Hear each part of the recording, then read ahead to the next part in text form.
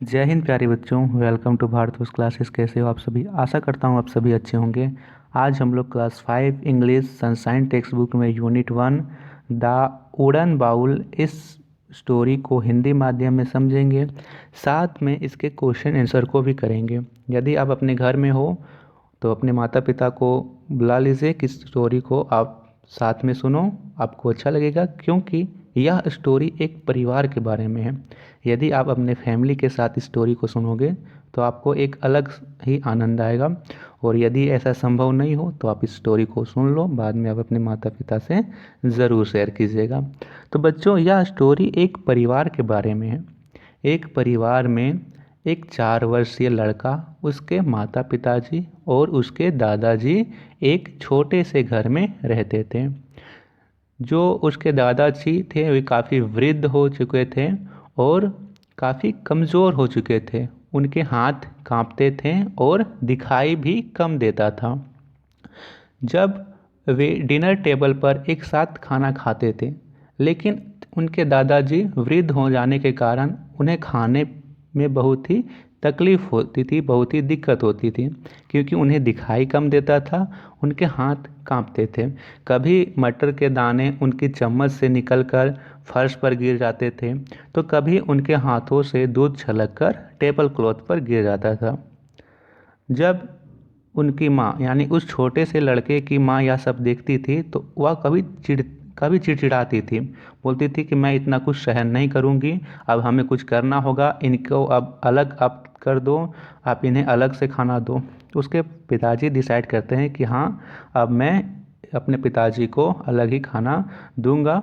वे क्या करते हैं, घर के कोने में एक छोटा सा टेबल सेट करते हैं और अपने पिताजी को उस टेबल पर ही खाना देते हैं, और खाना भी उन्हें लकड़ी के कटोरे में देते हैं। लकड़ी के कटोरे में इसलिए देते हैं क्योंकि जब वे खाना खाते थे तो उनके हाथ कांपते थे, और गलती से उनके हाथों से एक दो प्लेट गिर गए थे और टूट गए थे, इसीलिए उन्हें लकड़ी के कटोरे में खाना दिया जाता था।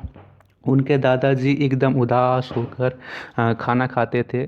कभी कभी तो वे बहुत ही रोने लगते थे, उनके आंखों से आंसू आते थे जब वे खाना खाते थे। वे चुपचाप देखते रहते थे, लेकिन एक भी वर्ड्स नहीं बोलते थे अपने बेटे और बहू को। वह बच्चा भी अपने दादाजी को देख रहा होता है, उसे काफ़ी दुख होता है कि मेरे दादाजी अलग एक कोने में खा रहे हैं, लेकिन वह कर भी क्या सकता है, अपने माता पिताजी को तो नहीं डांट सकता है, क्योंकि वह बहुत ही छोटा है। अब बच्चों, एक दिन उसके माता पिताजी देखते हैं कि वह लड़का लकड़ी से कुछ बना रहा है। उसके माता पिताजी उसके पास जाते हैं और उस बच्चे से प्यार से पूछते हैं कि बच्चे, तुम क्या बना रहे हो? बच्चा बहुत ही प्यार से बोलता है कि मैं लकड़ी का कटोरा बना रहा हूँ। मम्मी और पापा पूछते हैं कि क्यों बना रहे हो तुम, लकड़ी के कटोरे के क्यों करोगे? तो बच्चा बोलता है कि जब आप बूढ़े हो जाओगे तो आपके भी हाथ कांपेंगे, आपके भी हाथों से मटर के दाने टेबल से गिर के फर्श में आ जाएंगे, आपके भी हाथों से हो सकता है दूध छलक के गिर जाए, आप भी प्लेट तोड़ दो तो आपके लिए भी तो कटोरा बनाना पड़ेगा, आपको भी अलग से टेबल सेट करके देना पड़ेगा। तो मैं अभी से ही तैयारी कर रहा हूँ कि आपको अलग दे दिए, आपको अलग से ये चीज़ देना पड़े, तो मैं अभी से ही तैयारी कर रहा हूँ। ये वर्ड सुनते ही उसके माता पिता एकदम निस्तब्ध हो जाते हैं और उन्हें बहुत ही अपने ऊपर शर्मिंदगी महसूस होती है। वे दौड़े दौड़े जाते हैं अपने पिताजी के पास और उनके पैरों से लिपट जाते हैं और रोते हुए पिताजी से माफ़ी मांगते हैं। उनके पिताजी उन्हें माफ़ कर देते हैं और फिर वे फैमिली के सभी मेंबर्स शाम को एक साथ एक ही टेबल में खाना खाते हैं। अब उस अब उनकी बहू को उनके छलकते दूध से, या फिर जब वे खाना खाते थे तो बहुत ही ज़्यादा साउंड करते थे उससे, या फिर जो भी मटर के दाने गिरते थे, जो भी खाना उनके टेबल पर गिर जाते थे, उनसे उन्हें कोई भी दिक्कत नहीं थी। अब वे फिर से एक साथ खुशी खुशी रहने लगते हैं। ठीक है, तो यहाँ पे एक लास्ट में एक यहाँ सेंटेंस दिया गया है, वी रीप वाट वी सो, यानी हम वही बोते हैं जो हम वही काटते हैं जो हम बोते हैं। ठीक है, वी रीप व्हाट वी सो, यानी हम वही काटते हैं जो हम बोते हैं। ये आप लोगों को समझ में आ गया होगा। इसीलिए हमें हमेशा अपने से बड़ों की रिस्पेक्ट करनी चाहिए, चाहे वो दादाजी हो, दादी हो, मम्मी हो या पापा हो, हमें हमेशा रिस्पेक्ट करनी चाहिए। चलिए अब इसके क्वेश्चन आंसर करते हैं। क्वेश्चन आंसर में फर्स्ट क्वेश्चन है, why did the husband and wife set a small table in the corner, कि उसके पति और पत्नी ने घर के कोने में छोटा सा टेबल क्यों सेट किया। तो इसका आंसर आप लोग लिखोगे यहाँ पे। फर्स्ट आंसर है, the husband and wife set a small table in the corner for the old man, कि उस पति और पत्नी ने घर के कोने में बूढ़े व्यक्ति के लिए टेबल सेट किया। Because they wanted his father to eat alone, क्योंकि वे चाहते थे कि उसके पिताजी अकेले में खाना खाएं, अकेले में खाना खाएं। सेकेंड क्वेश्चन यहाँ पे है, why was the old man served food in a wooden bowl, कि उस बूढ़े व्यक्ति को लकड़ी के कटोरे में खाना क्यों परोसा गया, क्यों दिया गया।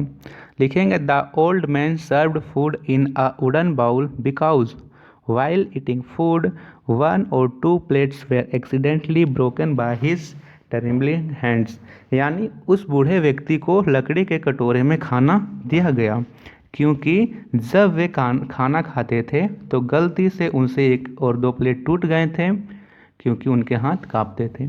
उनके कांपते हाथों से गलती से एक या दो प्लेट टूट गए थे। ट्रेम्बलिंग हैंड्स यानी कांपते हाथों से। थर्ड क्वेश्चन है, why was the child making a wooden bowl, कि लड़का लकड़ी के कटोरा क्यों बना रहा था। इसका आंसर लिखेंगे, the child was making a wooden bowl for his parents, कि लड़का अपने माता पिता के लिए लकड़ी के कटोरे को बना रहा था, क्योंकि वह इस चीज़ को अपने घर में देख रहा था कि जब उनके दादाजी बूढ़े हो गए हैं तो उनके माता पिता ने उन्हें लकड़ी के कटोरे में दिया, अलग दिया है, तो जब मेरे भी माता पिता बूढ़े हो जाएंगे तो उन्हें भी अलग कटोरे में देना पड़ेगा, इसीलिए बना रहा था। फोर्थ है, what did the parents realise, माता पिता, उस लड़के के माता पिता को क्या महसूस हुआ, क्या रियलाइज हुआ। तो लिखेंगे, the parents were speechless and एस्म्ड, tears started rolling down by their cheeks, यानी उसके माता पिता भी शर्मिंदा और निशब्द हो गए, उनके गालों से आंसू छलकने लगे, उनकी आंखों से आंसू छलकते हुए उनके गालों से छलकने लगे।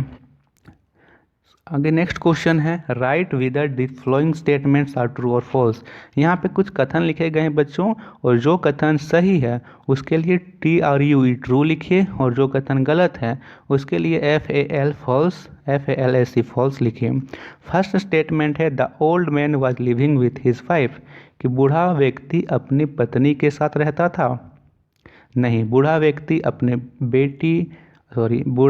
अपने बेटा, बहू और अपने 4 वर्षीय पोते के साथ रहता था, वह अपने पत्नी के साथ नहीं रहता था। ठीक है, यहाँ पे ये स्टेटमेंट क्या है, रॉन्ग है। अब रॉन्ग है तो रॉन्ग के लिए क्या लिखेंगे, फॉल्स लिखेंगे, FALSE। सेकेंड स्टेटमेंट है, the husband and wife set a small table in the corner, कि उस पति और पत्नी ने घर के कोने में एक छोटा सा टेबल सेट किया, ये बिल्कुल सही है, लिखेंगे ट्रू।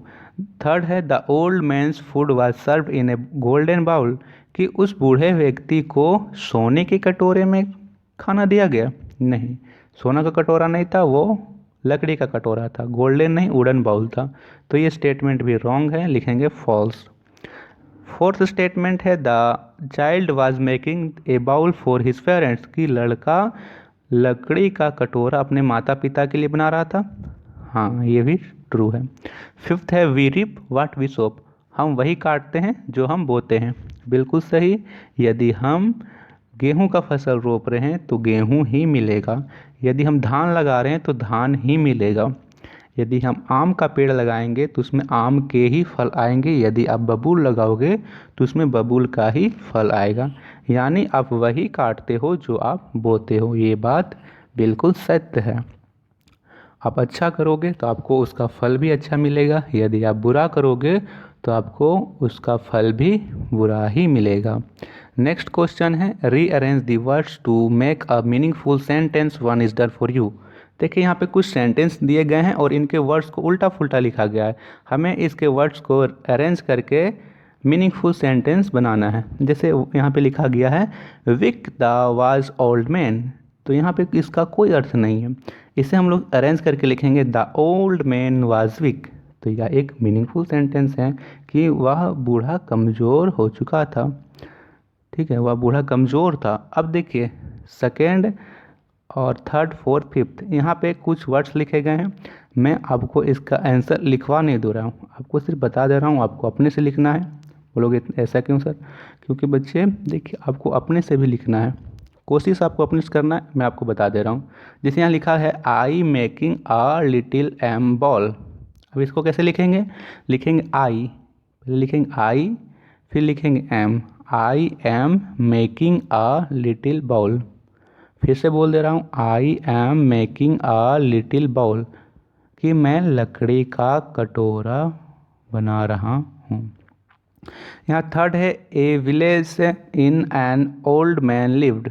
अब इसे अरेंज करके लिखेंगे an old man lived, an old man lived in a village, कि एक बूढ़ा व्यक्ति गांव में रहता था। Smiled the child and went work to bake. अब इसे अरेंज करके क्या लिखेंगे? इसे अरेंज करके लिखेंगे the child smiled and went to work, went back to work. लिखेंगे the child smiled and went back to work. Fifth है स्पीचलेस द पेरेंट्स बिकेम। इसको रीअरेंज करके लिखेंगे द पेरेंट्स बिकेम स्पीचलेस। यहाँ से लेकर लिख देना है द पेरेंट्स बिकेम और लास्ट में से स्पीचलेस। देखिए आगे में है puts square around S and rectangle and triangle around S H sounds. देखिए यहाँ पे कुछ वर्ड्स दिए गए हैं, आपको इसमें से एस साउंड वाले वर्ड को इसमें लिखिए, एस एच साउंड वाले वर्ड को इसमें लिखिए, और इसमें एस को स्क्वायर कर दीजिए और इसमें एस एच को ट्राइंगल कर दीजिए। तो देखिए मैं यहाँ पे वर्ड्स लिख दिया हूँ, आप लोग यहाँ से नोट कर लो। एस में लिखोगे सन, सी, सिम, सॉ और सर्व। एस एच पे लिखोगे सुक, डिशेस, शार्प, फिनिश और मशरूम। अब इसमें जिस प्रकार एस को किया गया है स्क्वायर, आप लोग इसमें एस को स्क्वायर कर दीजिए, फर्स्ट लेटर को यहाँ पे स्क्वायर कीजिए। इसमें एस एच को ट्राइंगल किया गया है तो एस एच को यहाँ पे ट्राइंगल से कवर कर दोगे। ये काफ़ी इजी है, आप लोग कर लीजिए। नेक्स्ट है राइट द अपोजिट वर्ड। विलोम शब्द लिखने हैं हमें। जैसे मैन, मैन का उल्टा होता है वुमेन, यानी उसका opposite man women. Son daughter, हर्ष, हर्ष यानी कठोर, कठोर का होगा सॉफ्ट। हस्बैंड, हस्बैंड का होगा वाइफ। ग्रैंडसन, ग्रैंडसन का होगा ग्रैंड डाउटर। ग्रैंडफादर का होगा ग्रैंड मदर। फिर से बोल रहा हूँ मैन वुमेन, सन डाउटर, हर्ष सॉफ्ट, husband wife, grandson granddaughter, grandfather grandmother. और लास्ट क्वेश्चन है यहाँ पे now fill in the blanks with suitable articles. Articles हमें भरने हैं। आर्टिकल्स यहाँ पे ए और एन एंड द भरने हैं। तो देखिए ए और एन का यूज़ कहाँ होता है? यदि किसी वर्ड्स का स्टार्टिंग वॉवेल से हो रहे हैं, किसी वर्ड्स का स्टार्टिंग लेटर वॉवेल है तो यहाँ भराएगा ए एन, और यदि कॉन्सोनेंट है तो भराएगा ए। वॉवेल्स क्या क्या होते हैं? ए, ई, आई, ओ, यू। जैसे यहाँ लिखा हुआ है ओल्ड मैन लिव्ड इन ए विलेज। आप लोग यहाँ पे ब्लैंक्स यहाँ पे देखिए, खाली स्थान के बाद फर्स्ट वर्ड ओल्ड है, ओल्ड का भी फर्स्ट लेटर ओ है। अब ओ वॉवेल है या कॉन्सोनेंट?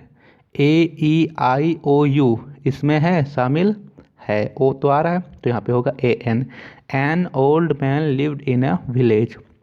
सेकेंड है family ate their dinner together. इसमें फर्स्ट वर्ड है फैमिली, फैमिली में एफ है, कॉन्सोनेंट, कॉन्सोनेंट है तो ए होगा। The child was making wooden bowl, तो यहाँ पे खाली स्थान के बाद फर्स्ट वर्ड है वुडन, वुडन का भी फर्स्ट लेटर है डब्लू, डब्लू कॉन्सोनेंट है, wooden wooden wooden wooden bowl, तो यहाँ पे क्या होगा? ए होगा। क्या होगा बच्चों? ए होगा। और यहाँ पे नेक्स्ट है ओल्ड मैन एट एलोन, तो यहाँ पे ओ है, कौन यहाँ पे वॉवेल तो एन होगा, N old man. He was honest man. अब देखिए यहाँ पे एच है लेकिन एच साइलेंट है, ओनेस्ट मैन, तो ओनेस्ट यहाँ पे प्रोनाउंस हो रहा है तो AN होगा। ये थे question answer unit 1 the wooden bowl के। आशा करता हूँ कि आप सभी को समझ में आया होगा। किसी भी प्रकार का डाउट्स हो तो कमेंट्स में लिख दीजिएगा, कोई वर्ड्स में भी डाउट हो तो लिखिएगा। वीडियो को लाइक शेयर ज़रूर कीजिएगा। भारत क्लासेस पर नए हो तो प्लीज़ सब्सक्राइब जरूर करना, साथ में नोटिफिकेशन बेल आइकन को भी ऑन ज़रूर कीजिएगा। धन्यवाद बच्चों। नेक्स्ट वीडियो में हम सभी करेंगे चैप्टर जो यूनिट 2 है उसके क्वेश्चन आंसर। Thank you.